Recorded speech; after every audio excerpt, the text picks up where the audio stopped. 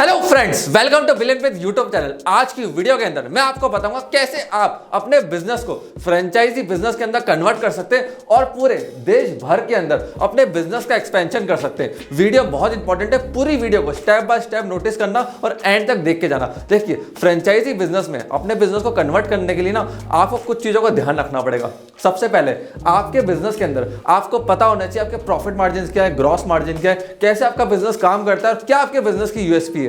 तब जाके आप अपने बिजनेस को फ्रेंचाइजी बिजनेस के अंदर कन्वर्ट कर सकते हो। देखो, फ्रेंचाइजी मॉडल बनाने से पहले 3 तरह के मॉडल्स को आप अंडरस्टैंड कर लो कि कौन सा मॉडल आपके बिजनेस में आपके लिए बेस्ट रहेगा। सबसे पहला मॉडल होता है COCO model, company owned company operated. इसके अंदर सारा पैसा कंपनी लगाती है, ऑपरेशंस भी उनके होते हैं, प्रॉफिट भी उनका होता है। अब इसके अंदर जो है ना आपका कैपिटल एक्सपेंडिचर बहुत ज्यादा होगा, बट सारा प्रॉफिट्स आपकी जेब में जाएगा।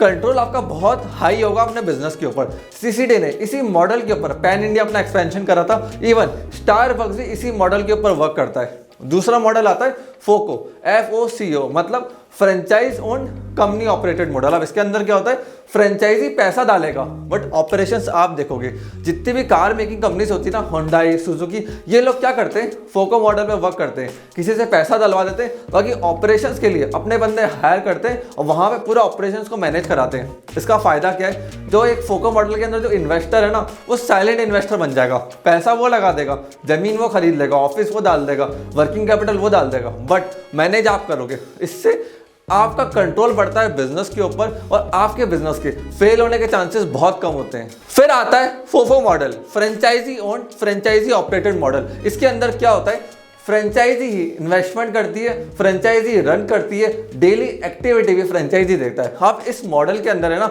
आपको इन्वेस्टर बहुत ध्यान से चूज करना पड़ता है। इसके अंदर ऐसा नहीं होता कि आप मार्केट में गए, किसी का भी उठाया और अपना इन्वेस्टर बना दिया। उससे होगा क्या, आपके ब्रांड की वो धज्जियां उड़ा देगा, क्योंकि आप एक बार इन्वेस्ट तो करवा लोगे उससे, वो ब्रांड ले भी लेगा आपकी, बट जब लेटर ऑन वो चला नहीं पाएगा, डिफिकल्टी आएगी, नेगेटिव पर्सन हुआ, तो उससे आपकी ब्रांड वैल्यू डैमेज होगी। जब फ्रेंचाइजी बंद होती है ना, तब उस जगह दोबारा किसी और को फ्रेंचाइजी देना बहुत मुश्किल हो जाता है और बहुत भारी काम पड़ता है, क्योंकि नेगेटिव पब्लिसिटी बहुत जल्दी फैलती है रादर देन पॉजिटिव पब्लिसिटी।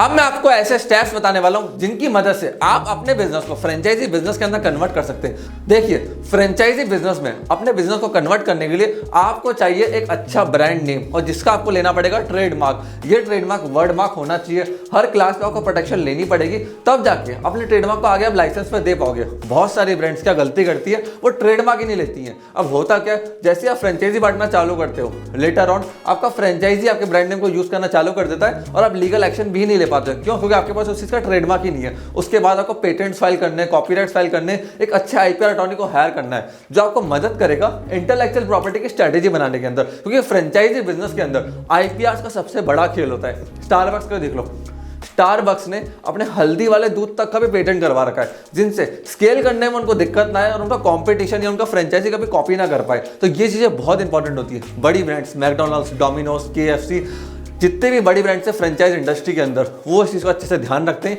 कि सारे patents, trademarks, copyrights, design rights सारे हमारे पास हो। दूसरी चीज जिसका आपको ध्यान रखना है वो है KPI एंड KRA।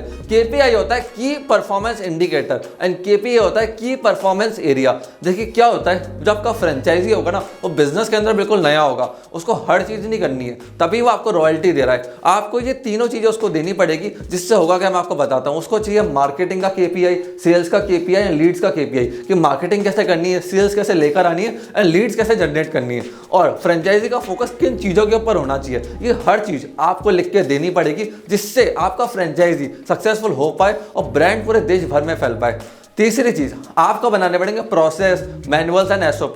SOP होते हैं स्टैंडर्ड ऑपरेटिंग प्रोसेस। अगर आपने अपने फ्रेंचाइजी बिजनेस के अंदर, अपनी कंपनी के अंदर SOP को अच्छे से तैयार नहीं करा ना, तो स्केल नहीं कर पाओगे। इस चीज का अच्छे से ध्यान रखना। मैनुअल्स होने चाहिए वर्क को लेके, फूड रेसिपी को लेके, हर चीज को लेके। आपको सेल्स के मैनुअल्स, मार्केटिंग के मैनुअल्स, लीड्स के मैनुअल, और अगर एक फूड का बिजनेस है ना, तो फूड की रेसिपी को कैसे तैयार करना है, खाना कैसे बनेगा, कस्टमर को कैसे सर्व होगा, नए पर्सन को कैसे ऑनबोर्ड करना है, कैसे ट्रेनिंग देनी है, इस सब के मैनुअल्स, प्रोसेस, SOP पहले से डिफाइन होनी चाहिए। इसके लिए मार्केट के अंदर कंसल्टेंट्स भी आते हैं, उनको आप हायर कर सकते हो और वो आपको ये सारे स्टैंडर्ड्स, प्रोसेस, मैनुअल्स डिजाइन करने में मदद करेंगे। अब चौथी चीज की बात करते हैं, वो है अच्छे कॉर्पोरेट लॉयर्स को ऑनबोर्ड करना।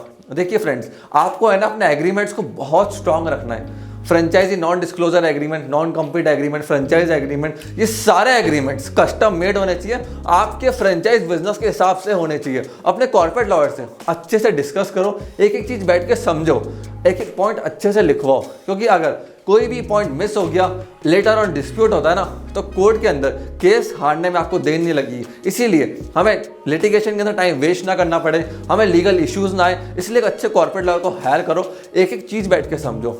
पांचवी चीज वो आपको करनी है, चेकलिस्ट ऑनबोर्ड करने के लिए इन्वेस्टर्स को। देखिए, जब आप फ्रेंचाइजी को ऑनबोर्ड लेकर आओगे ना, तब बहुत सारे लोग हो सकता है मार्केट के अंदर आके आपसे जुड़ना चाहे।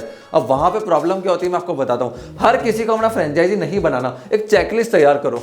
जैसे आप शादी के पहले चेकलिस्ट बनाते हो ना कि लड़की इतनी क्वालिफाइड होनी चाहिए, फैमिली बैकग्राउंड ऐसा होना चाहिए, खाना बनाना आता है नहीं आता, सब चीजें पूछते हो ना, वैसे ही अपने फ्रेंचाइजी से पूछो, उसकी क्वालिफिकेशन चेक करो, बैकग्राउंड चेक करो, फ्रॉड तो नहीं है, मार्केट में लोगों का पैसा खा के तो नहीं बैठा हुआ, ऐसा तो नहीं पहले बहुत सारे स्कैम कर रखे या डिस्प्यूट क्रिएट करता है। पूरा बैकग्राउंड चेक करने के बाद, एक चेकलिस्ट बनाने के बाद ही उसको ऑनबोर्ड करो अपने राइट्स दो कंपनी के, क्योंकि जो आपकी कंपनी है ना वो आपका एक बच्चा है। अपने बच्चे को किसी को भी थोड़ा पकड़ा देते हो आप तभी देते हो ना जब सामने वाले पे ट्रस्ट होता है। तो पहले ट्रस्ट के लिए पूरी चेकलिस्ट तैयार रखो। जब तक सामने वाला पर्सन उस चेकलिस्ट को क्लियर ना करे, किसी को फ्रेंचाइजी मत दो। लेटर ऑन बहुत नुकसान होता है, बहुत डैमेज होता है ब्रांड को भी और आपके बिजनेस को भी। 6th चीज जिसका आपको ध्यान रखना है फ्रेंचाइजी देते समय, वो है सपोर्ट सिस्टम।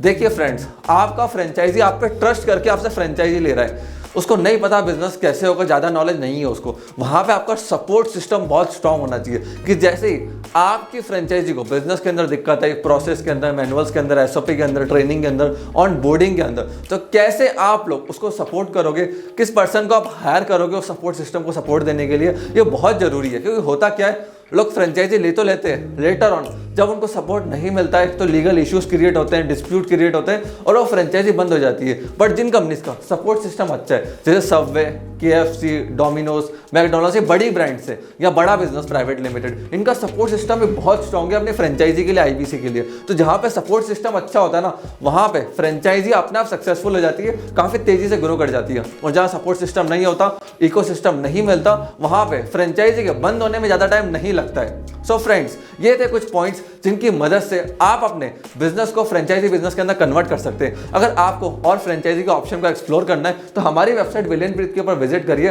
वहां हमने बहुत सारे इन्वेस्टमेंट के ऑप्शन दे रखे हैं। और देखिए, हमारी कंपनी उन्हीं फ्रेंचाइजी को ऑनबोर्ड करती है जो सारे स्टैंडर्ड्स को मीट करते हैं, जिनके पास क्वालिटी प्रोडक्ट्स होते हैं, USP होती है। हम किसी भी फालतू फ्रेंचाइजी को ऑनबोर्ड नहीं करते जो खाली पैसा बनाने से इंडस्ट्री के अंदर आए, हम उनको नहीं लेते। हम उन ब्रांड्स को लेते हैं जो नाम बनाने हैं, ब्रांड बनाने हैं और इंडिया में कुछ चेंज करना है। सो फ्रेंड्स, आपने इस वीडियो को यहाँ तक देखा, हम लोगों को प्यार एंड सपोर्ट दिया, उसके लिए धन्यवाद।